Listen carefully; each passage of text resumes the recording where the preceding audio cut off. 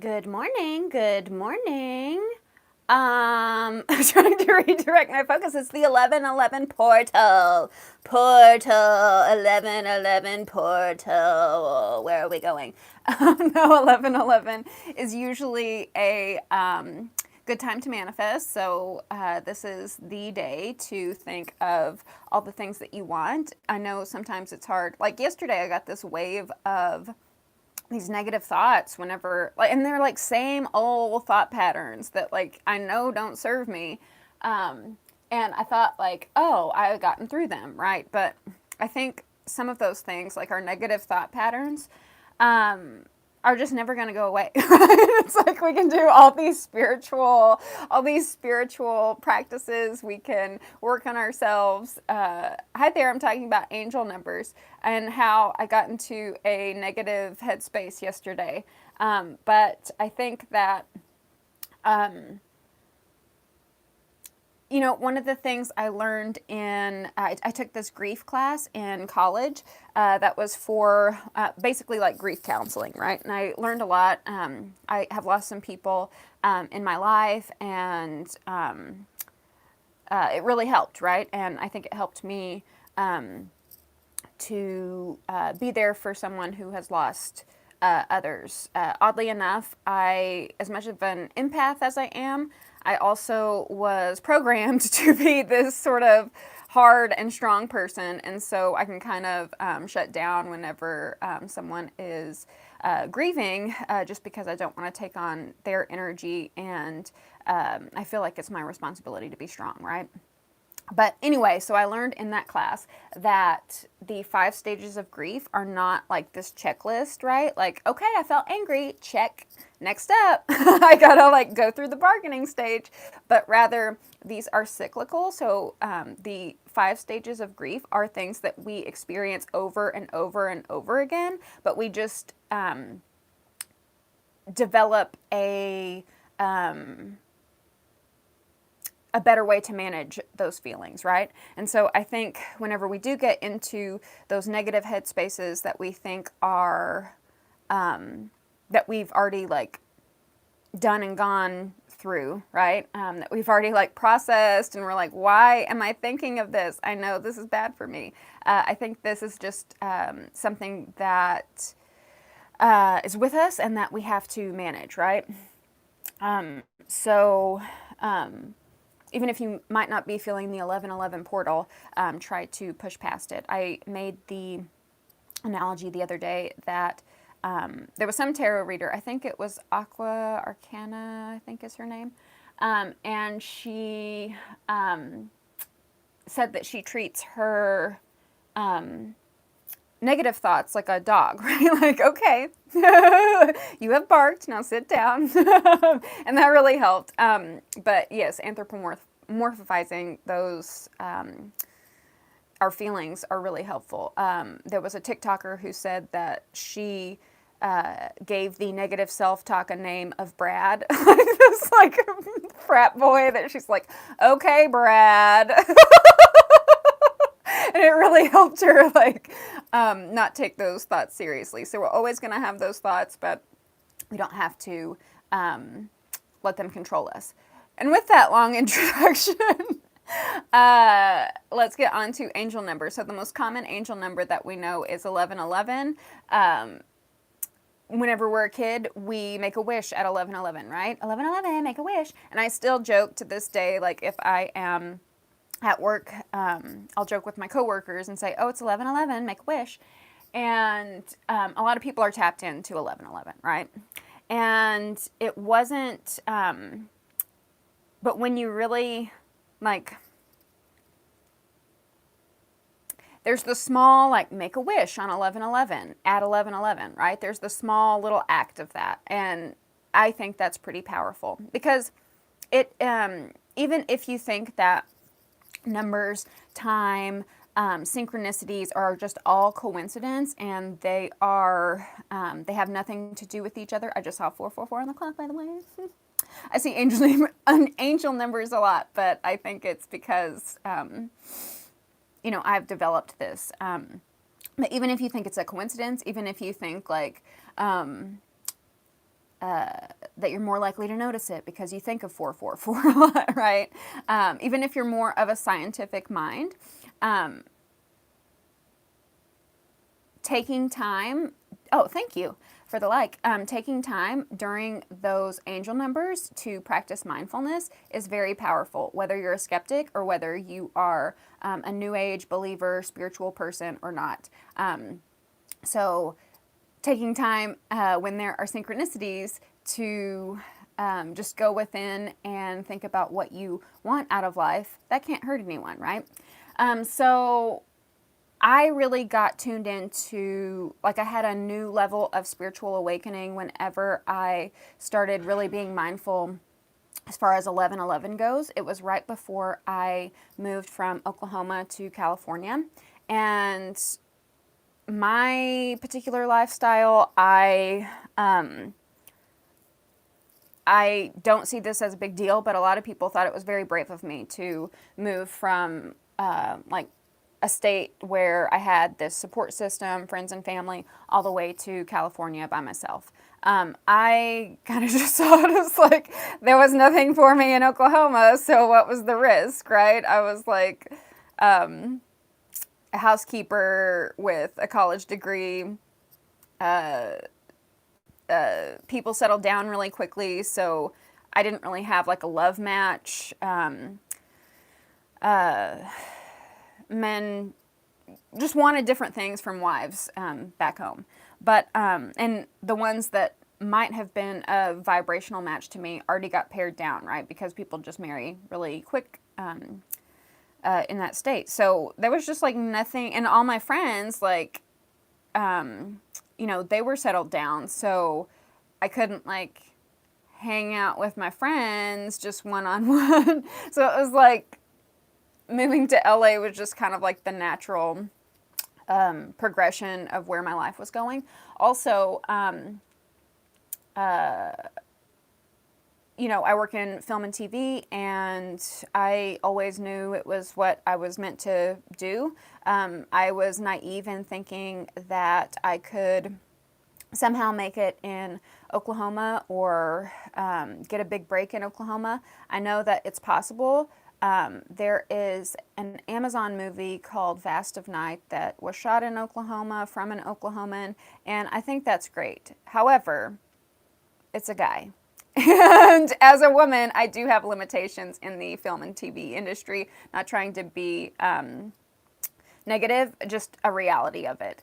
And even while I'm in LA, there are some limitations as a woman. But anyway, 11:11 really helped me do something that a lot of people consider brave. I only saved up $700 to move. I moved on my own. I picked up a guy that I was sharing a ride with in New Mexico halfway through. So I didn't drive the whole way through. But 11:11 really gave me that strength, that bravery, that faith that things would work out. And they have worked out, right? So 11:11, when we think of one, and I'm just going to take you through a basic numerology lesson because before I made this video, I looked up angel numbers online and they were kind of vague. So I just want to give you a rundown of what numbers mean so that you can sort of piece together what these angel numbers mean together, right? And it's not so vague. They were all like spiritual, connected, and we're like, yeah, we know. We know about the synchronicities. So if we think about one, that's yourself, right? That's you are the one. It can also be we are one with each other, right? We are all connected to each other. It could be the one, right? Like putting your faith into the one. So it's an individual number, and the symbol represents oneness. Pretty simple, right? So what happens when you see 222? 222 is a union, right? It's two people coming together. And that could definitely be love, right? We always think of, all of us have romance on the brain. But, So 222 can be two lovers coming together, but it can also be meeting a new friend. It can be meeting a business partner that aligns to your mission. That is like, you guys are peanut butter and jelly. You guys are two peas in a pod. You connect on that. You're on the same vibration, right? You're vibing with each other. 333 is a number, the number 3, but when you see 333, this is echoing the energy of the number 3. And the number 3 is a number about creation. It's a number about abundance, right? It's like father, mother, and child, right? So the Trinity, right? It is when two people share that wavelength, right? They share that connection, they're vibing, and then they create something outside of themselves, right? They create something bigger than just the individual one, just the connected two. They create the 3, right? So 3 is about creation and abundance. 4, or 444, is about stability. So if we think about a house and just a basic house, like a shed, a dwelling structure, right? They usually have, at least in modern architecture, they have 4 posts, right? 4 walls, right, to hold us up. So 4 is about structure, 4 is about stability, 4 is about being secure. So if you see 444, that's to let you know something like, if you were tripping about a paycheck that was supposed to arrive and it hasn't arrived, it's telling you you're stable. Like, get grounded. It's a good number for grounding, by the way. Get grounded. It's going to be okay. You have a foundation. You have your stability. Don't worry, right? The number 5 is a number about conflict. And a lot of people are scared about conflict, but conflict is actually a catalyst for change. 5 is change too.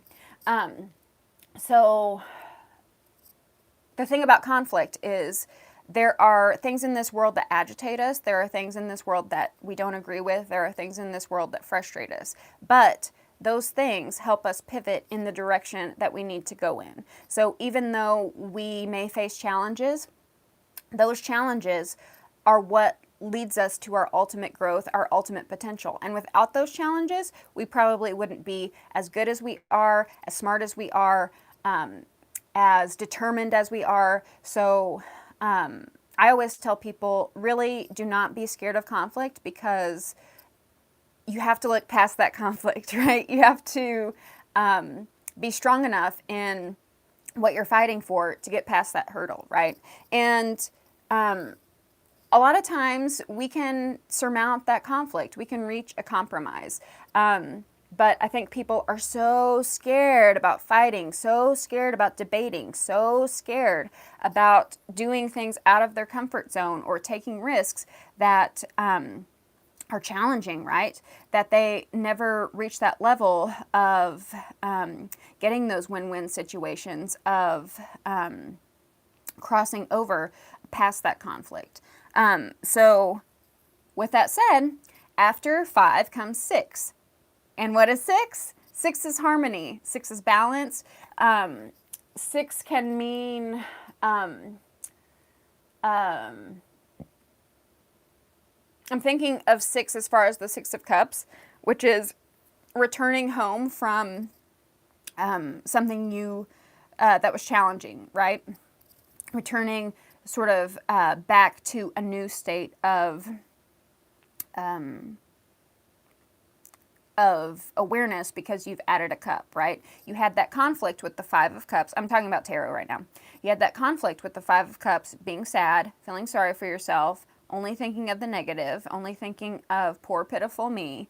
And then when you get through that conflict within yourself, within your feelings, within your emotions, that pivots you in the right direction towards the steps that you need to take, then you get to the 6 of Cups, where you can go back to that person that you love and resolve that conflict, right? Same thing goes with the 5 of Swords. 5 of Swords is about conflict, it's about fighting, it's about arguing, but then if you are strong enough to get through that debate, that discussion, then you go to the 6 of Swords, where that is moving on, right? Compromising, getting past that situation.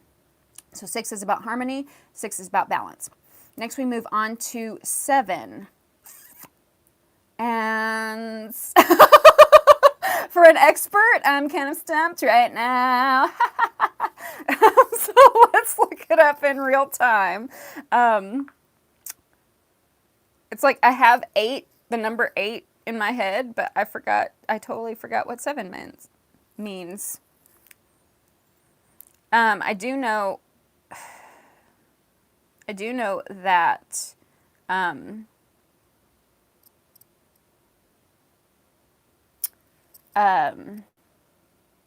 7 is another conflict card, but it's like an upper level. I'm just gonna look it up, okay?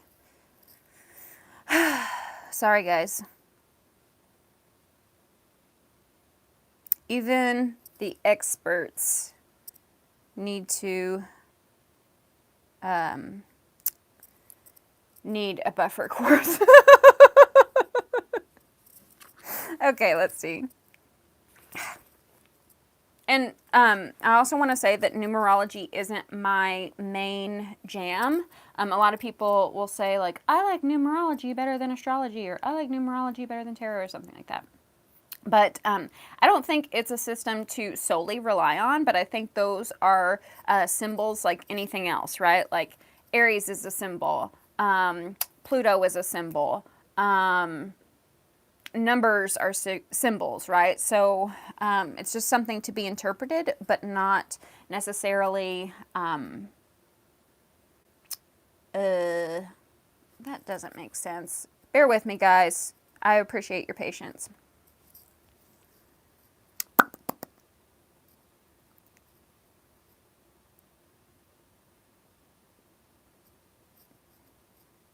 It's like all of these sources are just kind of like meh. What's your life path number?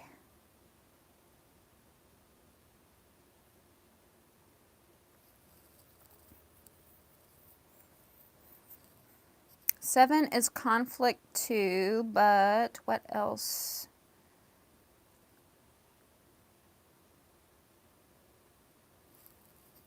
Oh my gosh. It's like all these words and they don't give me any information.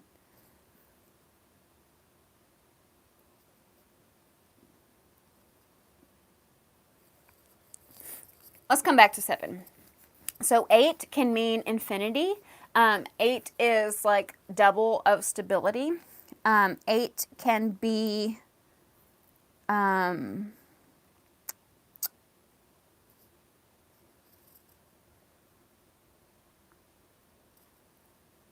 oh my God, these people.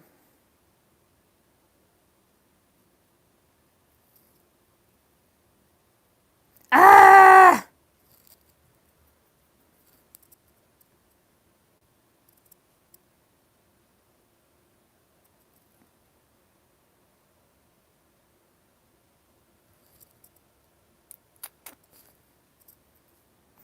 I want to say, I said it was one more step of conflict. I want to say it has something to do with independence.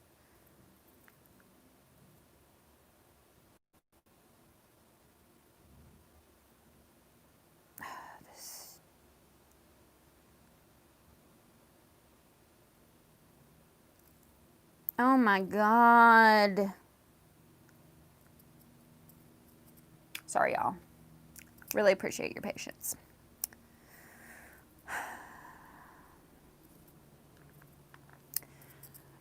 This is from the numerology website, although I don't think, again, it gives like, well, anyway, the definition as I understood it, but I'm coming up with a blank. 7 says it's deep and wise. It talks about spirituality. Again, that's very vague, right? Because we're all talking about spirituality in all of these numbers, right? Intellectual approach to life. Okay. But the number, so whatever, 777, I mean, it's not like you'll mainly see the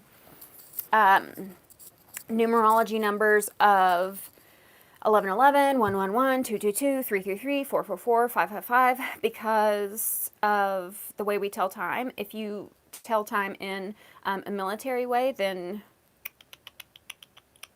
will you see? Yeah, you will, because it goes up to 24. But we only have 60 minutes. So it's very rare that you'll see 777, 888, 999 to begin with. But 777 is another number about conflict, but it seems more individualistic. I'm sorry, I'm drawing a blank on this.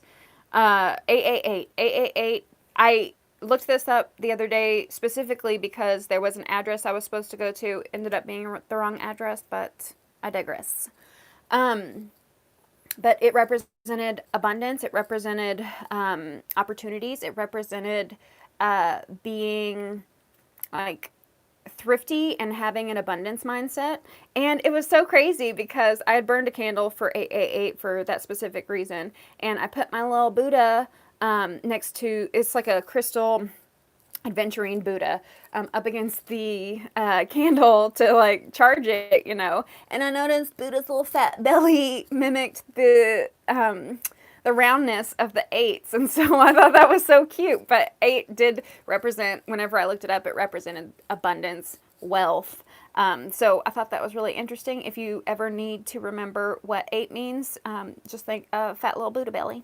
And he's like fat and happy, abundant, you know, he's been fed. So that was really cute. And then 9 is another more independent energy. When I think of the 9 of Pentacles, for sure, that is, I'm doing this on my own, right? Even the 9 of Wands, the 9 of Wands is about carrying so many burdens and not delegating, right? The 9 of Swords is anxiety, so too many thoughts, but that's not outsourcing your thoughts. That's not going to therapy. That's trying to live all of these thoughts up in your head, right? And not delegating to someone else. The 9 of Cups is sort of a smug, fat and happy card. They do call it wish fulfillment, but the way I process it is like whenever we savor the pleasures of the moment, when we say, oh my gosh, this coffee is so good. This coffee gives me energy. I'm so grateful that I get to drink this coffee. I would never say that about coffee, to be honest, because I think it's disgusting. But if I were drinking something like, I think Coca-Cola is delicious. I know it like erodes steaks and all that, but I love it. So whenever I drink Coke, then, you know, I would just think, so good, right? So, like the perfect flavor burns my throat in the ways I love. So savoring that Coke, you're savoring whatever pleasure you're experiencing around you, that individual pleasure that only comes to you, puts you in the right vibration to receive those wishes. And so that's why they call it the wish fulfillment card. Anyway, those are my understanding of angel numbers. I hope that was helpful, and I will see you tomorrow. Love you very much. Bye. 1111. Make a wish.